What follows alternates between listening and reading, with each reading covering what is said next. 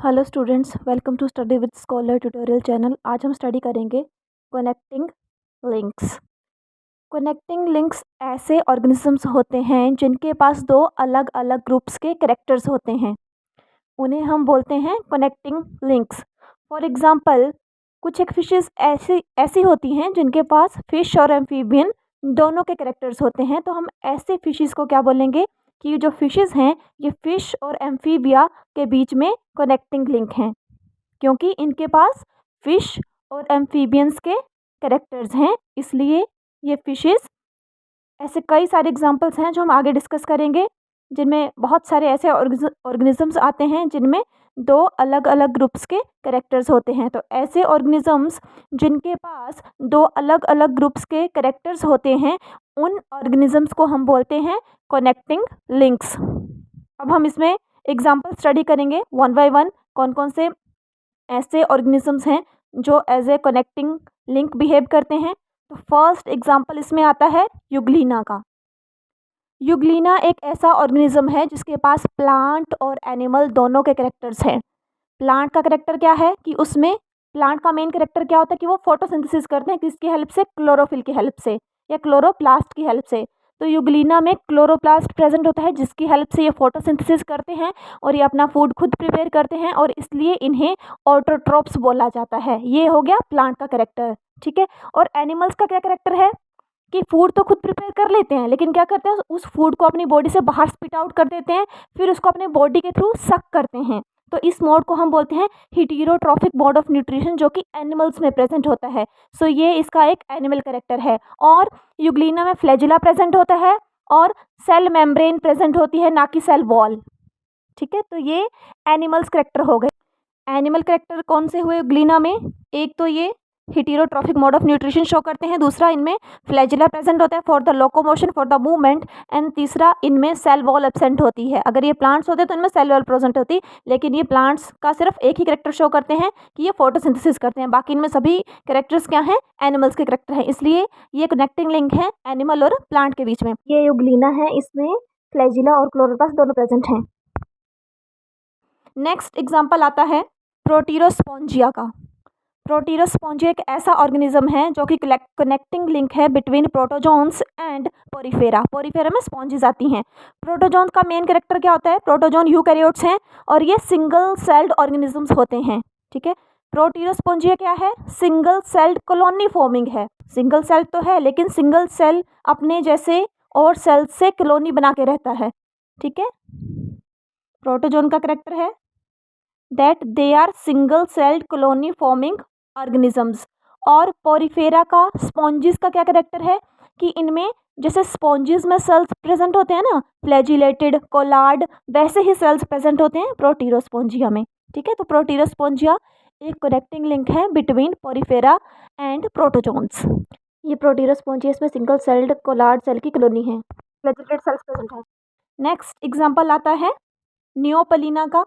नियोपलीना एक connecting link है between annelids and molluscs.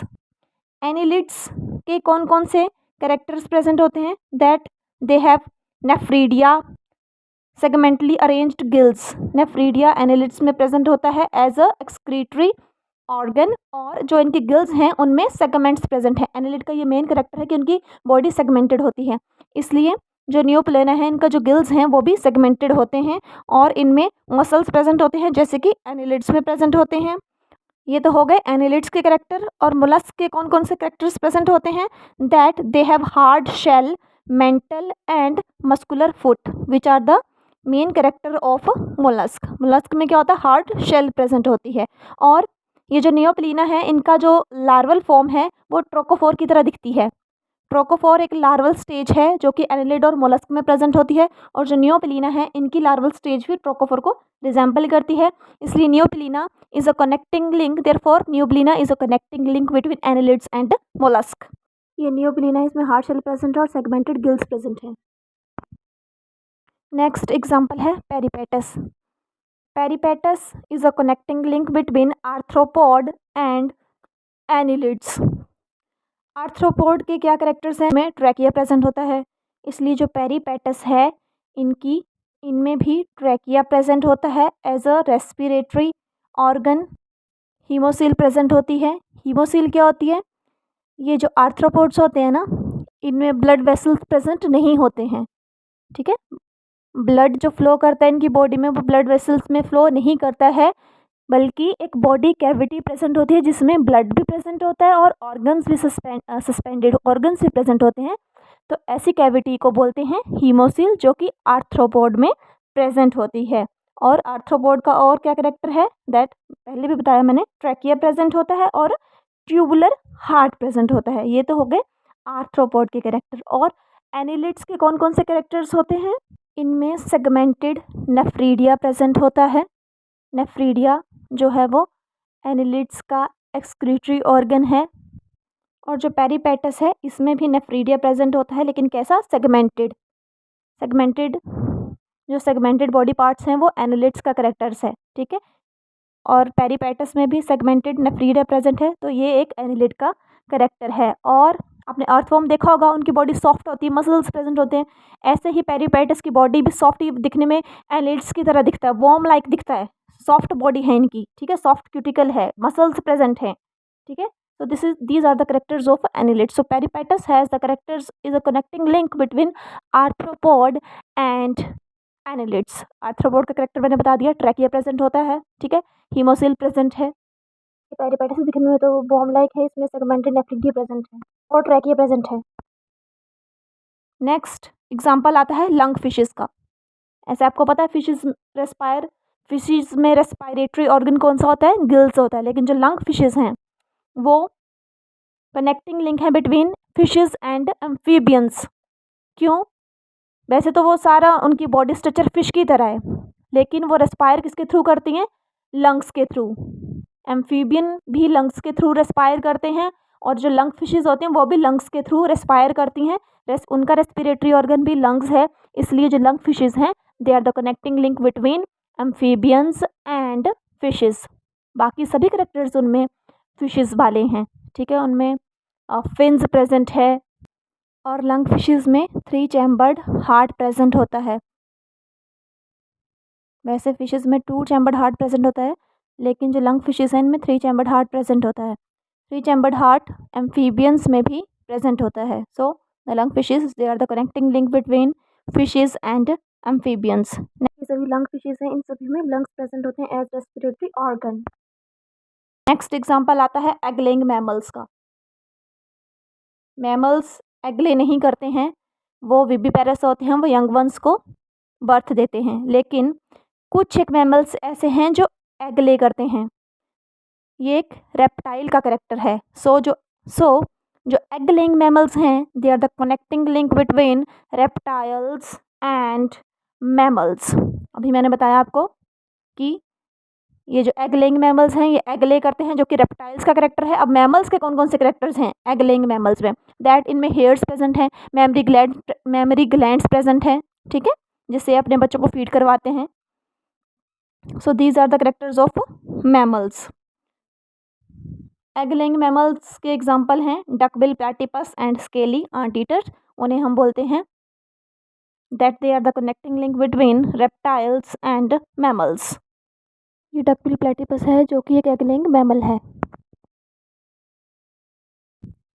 Next example आता है वेलेनोग्लोसस का। Balanoglossus is a connecting link between chordates and non chordate. ये chordate और नॉन कॉर्डेट के बीच में कनेक्टिंग लिंक है। नॉन कॉर्डेट के क्या कैरेक्टर्स हैं कि इनकी body worm like body present है, ओपन सर्कुलेटरी सिस्टम है, which is the characteristic of non chordates. अब कॉर्डेट्स के कौन कौन से कैरेक्टर्स हैं कि इनमें नोटोकॉर्ड प्रेजेंट है and pharyngeal gill slits present हैं रेस्पिरेशन के लिए। ये दोनों मेन कॉर्डेट कैरेक्टर हैं, that they have notochord and pharyngeal gill slit.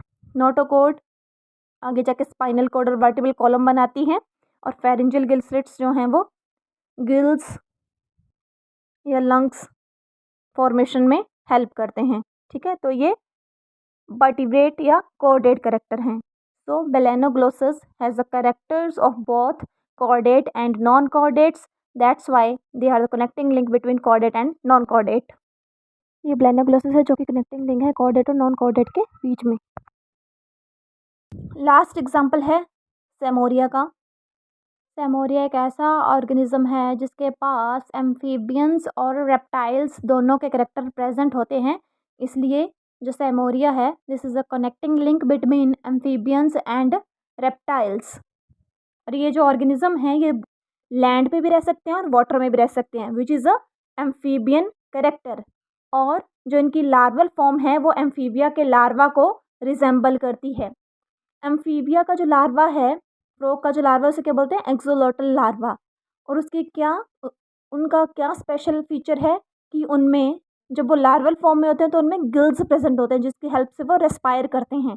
लेकिन जब वो अडल्ट हो जाते हैं तो वो गिल्स शेड ऑफ हो जाते हैं और किस में चेंज हो जाते हैं, लंग्स में। ठीक है, तो जो सेमोरिया का लार्वल फॉर्म है वो एम्फीबियन के लार्वल फॉर्म को रिजेंबल करती है।